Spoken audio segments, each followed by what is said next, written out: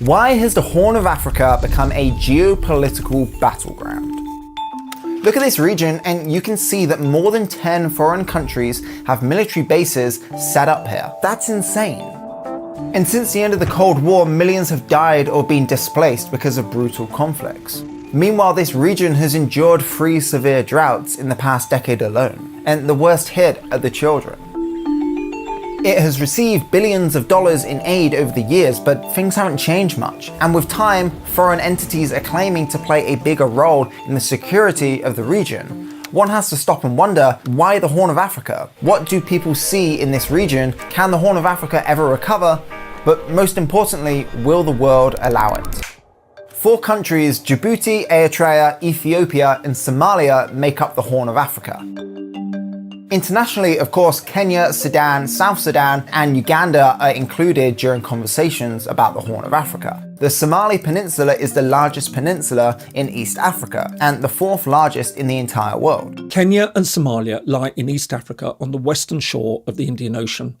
Officially, Somalia's territory is around 640,000 square kilometres or 250,000 square miles. This makes it the 43rd largest of the 193 members of the United Nations.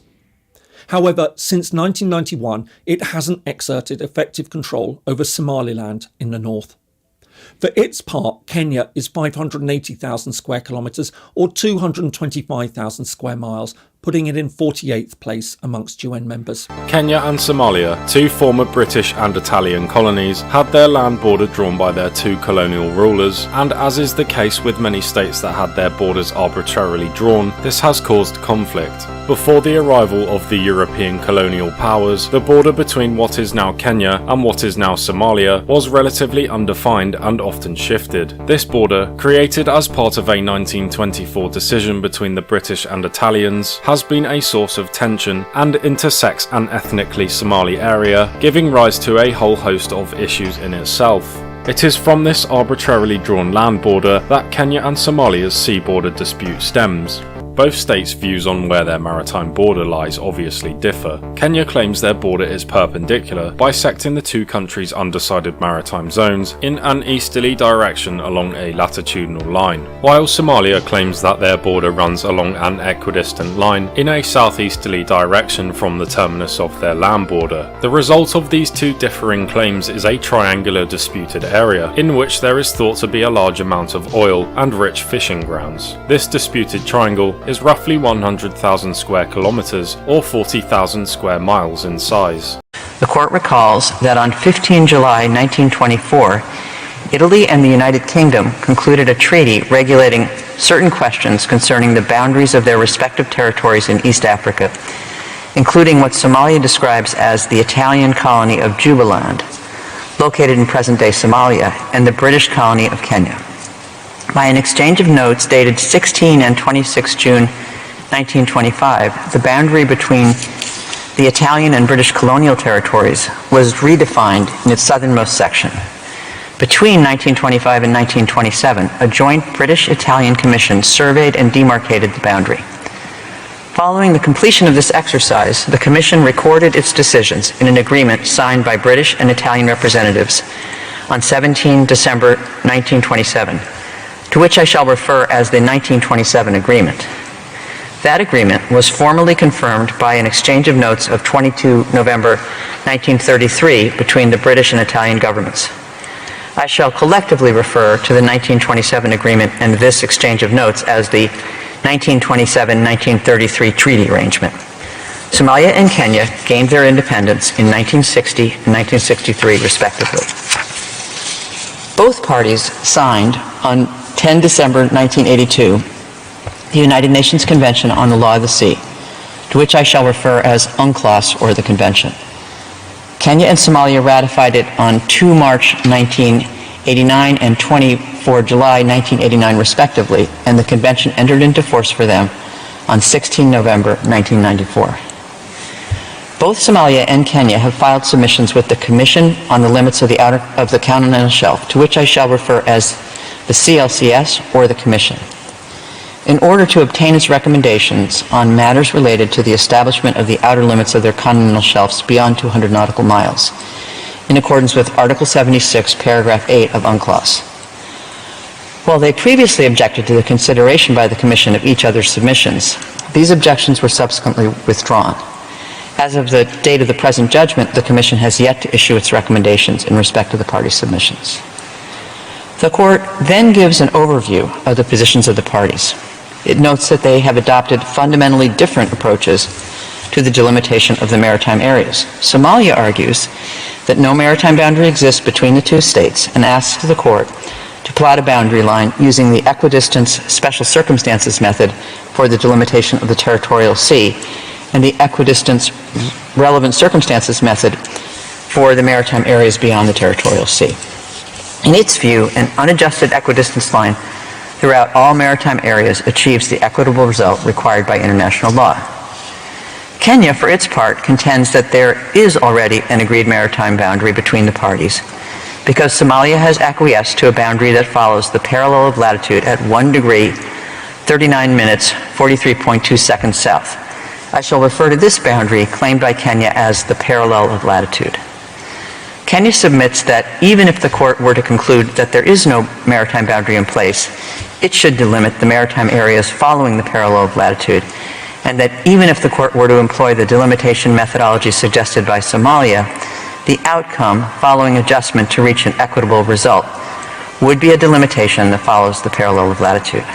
The delivery of the judgment will be the culmination of a flawed judicial process that Kenya has had reservations with and withdrawn from on account not just of its obvious and inherent bias, but also of its unsuitability to resolve the dispute at hand. This is a court where there is no appeal chamber, where there is no lower chamber, where there is no appeal. Once they make a decision, your land is taken. When did we get to this point where we began fighting for this particular, the border that we are talking about, the waters? The man in Mogadishu is not a very good guy. He's a puppet fronted by Western powers. And for me, if you have called me on this program, I speak frankly. Turkey, Qatar, France. You hear them? United States of America. These are countries that are fueling the conflict. Can you verify that? Yes. Look at what the Turkey is doing. Turkey is arming America, the Somalis against the United Nations Security Council arms embargo. You are giving Somalia 18 jet fighters of latest model to do what? To protect the sea. Norway is interested in the oil the blocks in the ocean. Norway is linked to the Prime Minister of Somalia. And these are things that the government of Kenya and the Foreign Minister of Kenya, but Dr. Monica, should be speaking to the world. Nairobi argues it should run due east at the point the two countries meet. Mogadishu, on the other hand, claims it should follow the angle of the land border. Unable to come to an agreement, the UN was called in to intervene, and the International Court of Justice ruled the line should be here, giving the majority of the disputed area to Somalia. Now, neither side got everything it wanted, but Kenya in particular is furious. After the decision was made, President Uhuru Kenyatta said Kenya will not abide by the ruling.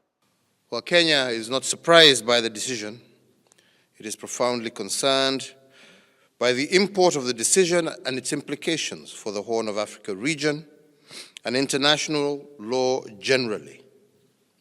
At the very onset, Kenya wishes to indicate that it rejects in totality and does not recognize the findings in the decision.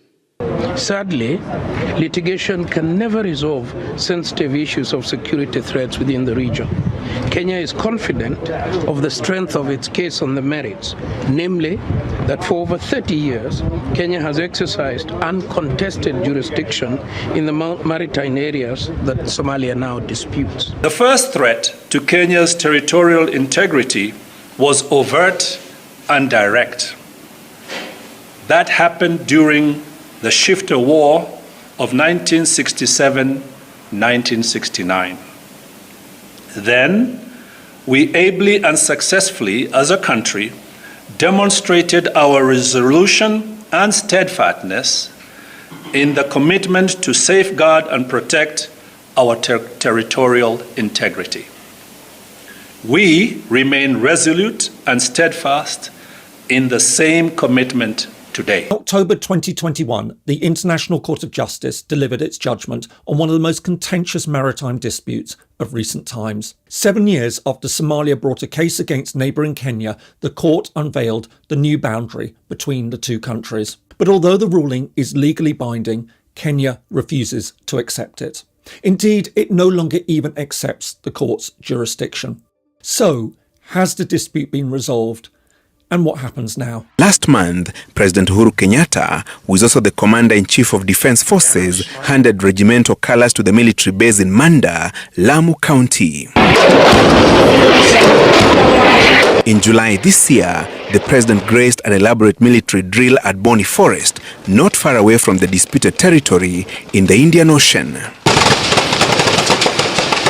That day, the president was categorical on Kenya's territorial integrity. Wale ambao wanafikiria ya kwamba hatuko tayari kulinda mipaka yetu, wajue hiyo ni ndoto.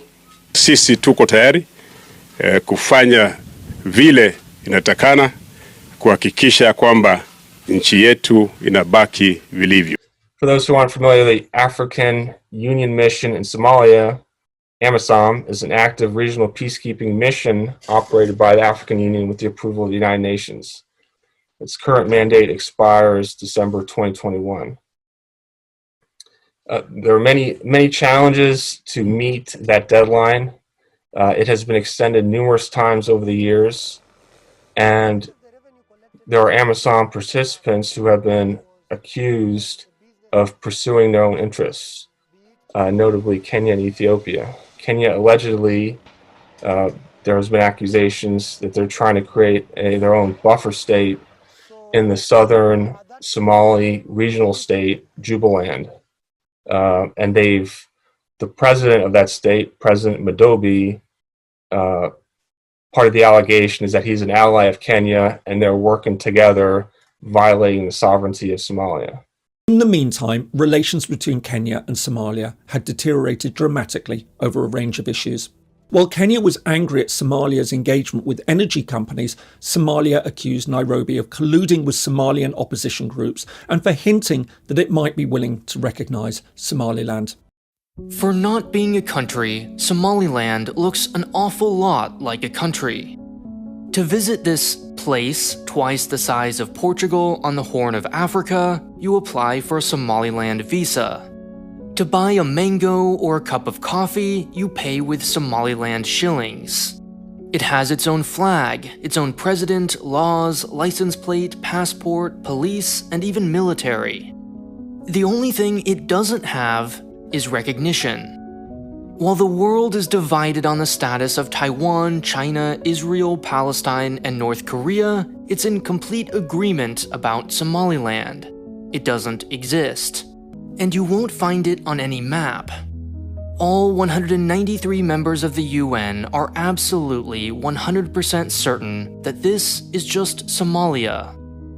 Ironically, if Somaliland is the most country-like non-country, Somalia, which is widely recognized, is perhaps the least country-like country.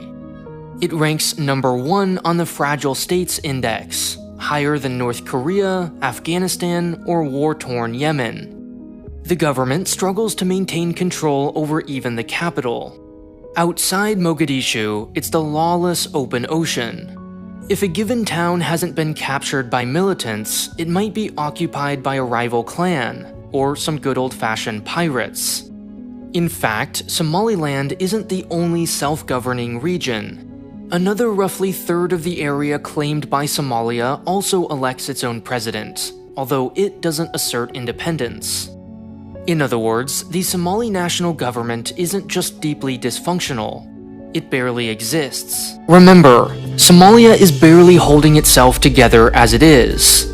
Any move to legitimize Somaliland could open the door to other parts of the country to follow. Should that happen, the complete disintegration of Somalia would be only a stone's throw away. So they've been really trying to push forward this issue of recognition in the past, year or so in particular, by, putting themselves in this way. And I say all that to say that they are obviously hoping to have governments, big governments, powerful governments, notable governments recognize them. Ethiopia and Somaliland signed a memorandum of understanding under which Ethiopia gets a 50-year lease on a strip of land on Somaliland's coast for naval and commercial maritime use and access to the Berbera port. Turkey and Ethiopia have close economic and military ties, but the latter's encroachment on Somaliland, which is considered worldwide to be part of Somalia, could have repercussions that harm Turkish-Ethiopian relations in the future. Sovereignty lies at the heart of the dispute over the recent agreement with Somaliland. In exchange for the Berbera port deal, Ethiopia is considering recognizing the independence of the separatist Somaliland if it hasn't already de facto. Doing so openly, however, could impact the region's stability. For one, it sets a dangerous precedent. Ethiopia itself is not exactly the most secure and cohesive nation. Recognition of separatist forces could backfire and hit Ethiopia. Still, the Somaliland deal will enhance Ethiopia's landlocked state, giving it strategic and economic access to the open oceans and securing alternative routes to Djibouti's port, through which 95% of Ethiopian exports and imports pass. The reality of Somaliland and why they have a certain level of autonomy is to some degree linked to something called the Somali National Movement, that during the 1980s, especially when the Said Barre was the head of Somalia and the country was united, they had differences with Said Barre. They were heavily rooted in the Isak clan, which is in the Hargeisa area in some parts of Somaliland, but not all of it, which is crucial. And Ethiopia was a major supporter of them because there was tension between Ethiopia and Somalia. So after the fall of Said Barre's government, when Somalia starts to break apart, these individuals were able to essentially create Somaliland as a generally kind of an autonomous region, as it were. But many people have argued over the years, I'm not going to weigh in on this, but I'm just going to say they've argued it over the years, that Ethiopia supported the SNM in the 80s sort of as a precursor, and that the TPLF has supported to some degree the Somaliland thing. Also, the current Ethiopian government has also supported this sort of autonomy, that it's sort of a precursor to subsuming it and to become a part of Ethiopia. Speaker of the National Assembly, Justin Muturi, did not pull any punches this morning when he called out the United States for refusing to support Kenya's push for tougher sanctions on the Al-Shabaab. Kenya wants the Al-Shabaab to suffer the same sanctions as Al-Qaeda and the Islamic State. But the U.S. ambassador to Kenya, Kyle McCarter, was equally vehement in his defense of the superpower's decision to block Kenya's proposal. The request from Kenya was Resolution 1267, which includes in it the removal of humanitarian care for Somalia. This is an issue to the compassionate people of the United States. The Al-Shabaab in Somalia enjoy protection by some superpowers through civil society groups in the guise of human rights activists. The Security Council, under Resolution 1267, designated the groups and associated individuals and entities through targeted travel and arms embargoes and financial sanctions. In 2015, Security Council Resolution 2253 included ISIL and the Al-Nusra Front to the Al-Qaeda list. Kenya says Al-Shabaab is a threat to global security. If the resolution is adopted, the Security Council will sanction the group and its affiliates in an effort to incapacitate it. In 2011, following a spate of kidnappings inside Kenya, it sent troops into Somalia to battle the group. They joined Uganda, Ethiopia, Burundi, Djibouti and Sierra Leone, who've also sent troops serving under the African Union mission in Somalia. Regardless of speculative geopolitical moves, the impact of the geopolitical shift that will occur as a result of the ending of the case is still yet to be seen. With a ruling in favour of Somalia more than likely impending, the country can look forward to reaping the benefits of any natural resource extraction in its coastal waters, and the state has reportedly already requested Turkey, a close ally and partner, begin exploring for oil as of 2020. Somalia and Turkey have signed a new security pact that commissions the Turkish Navy to train and equip its Somali counterpart over the next 10 years. The pact is as much about Mogadishu's sense of security as it is about Ankara's ambition to project maritime power beyond its shores. The details of the agreement are not entirely public, but shortly after, Turkey and Somalia signed a second deal that allows Turkish oil and gas exploration in Somali waters. In effect, Somalia has leased all its territorial waters and marine resources to Turkey. Relations between the two are not recent or surprising.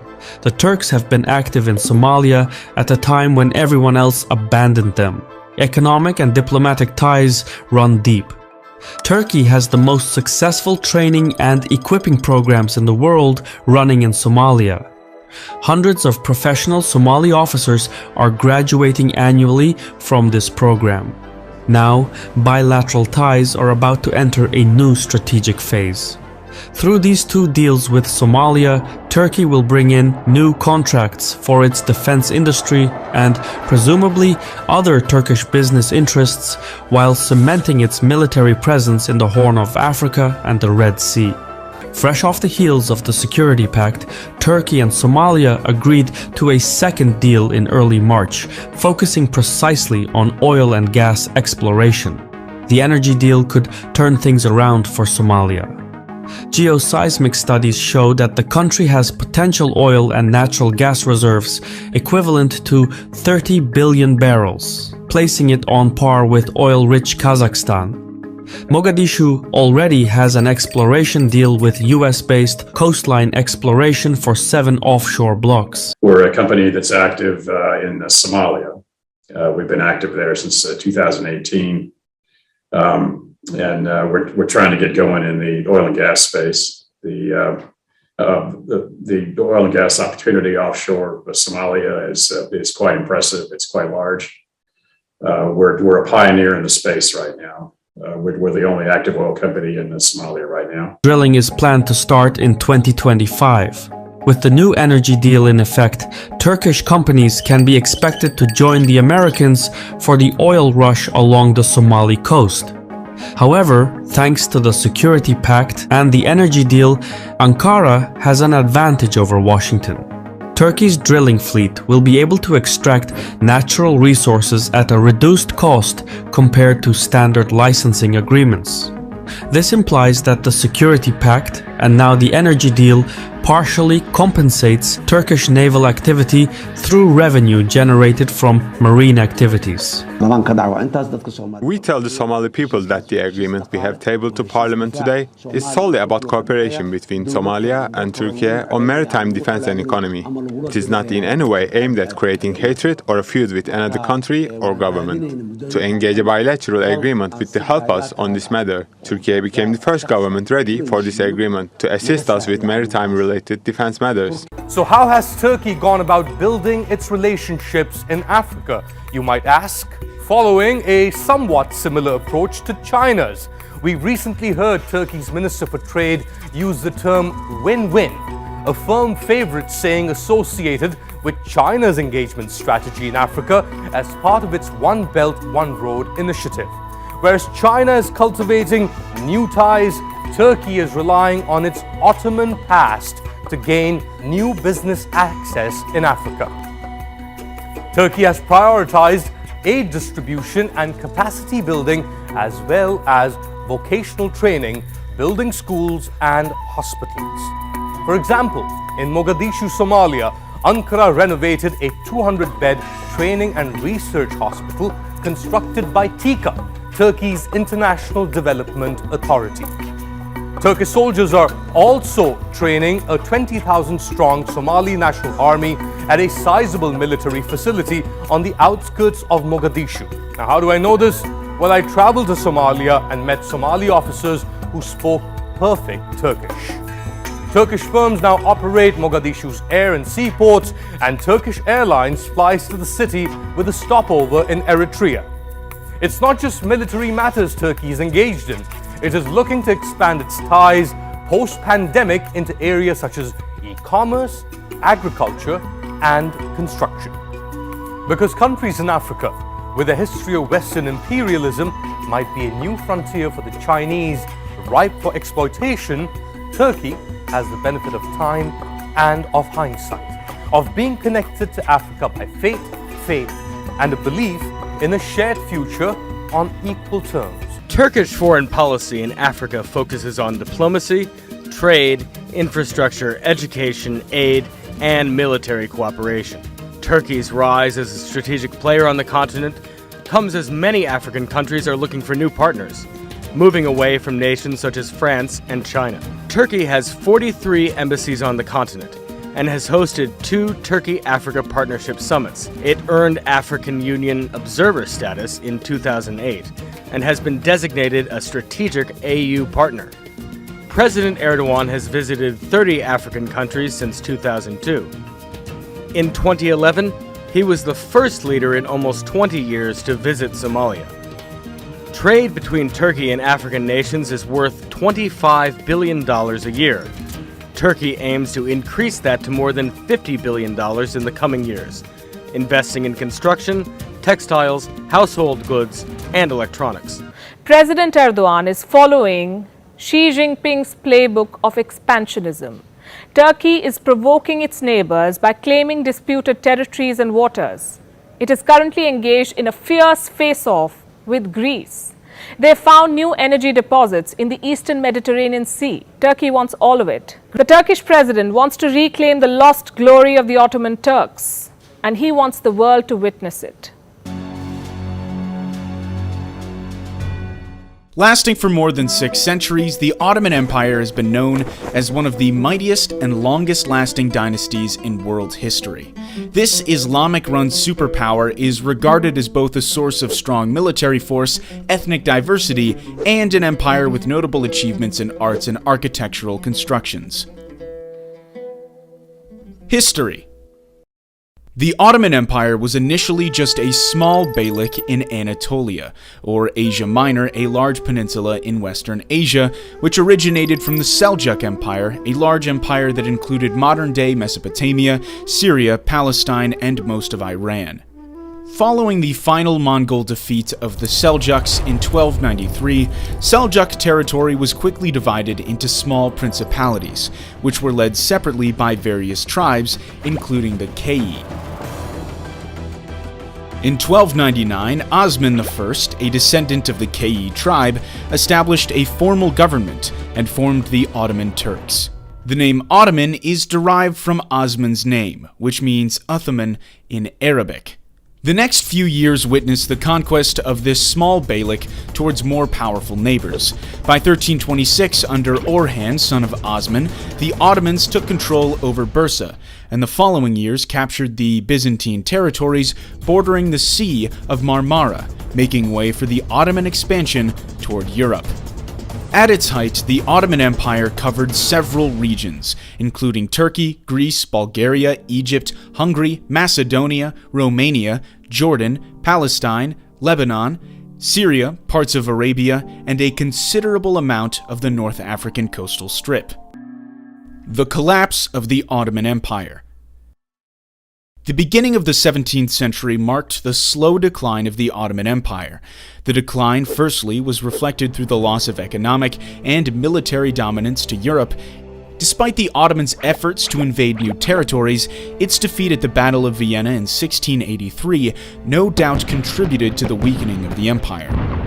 By the 19th century, Ottoman's power was becoming weaker and weaker as it lost nearly all of its territories in Europe during the Balkan War in 1912 and 1913, resulting in its challenging economic situation as well as increased reliance on the rest of Europe. In the middle of the 19th century, Ottoman Empire carried out a reform to modernize the state itself, as well as to improve its status. Nevertheless, the reform turned out not as successful as expected. And it was the outbreak of World War I that made the Ottoman Empire completely dissolve. During the war, the Ottoman army entered the war on the side of Central Powers, including Germany and Austria-Hungary. Central Powers were defeated by the Allied powers in October 1918. As a result, according to the Armistice of Mudros, the majority of Ottoman territories were divided among Britain, France, Greece, and Russia. In 1922, the elimination of the Ottoman Sultan's title officially put an end to the Ottoman Empire, giving the foundation for the Republic of Turkey in the following year.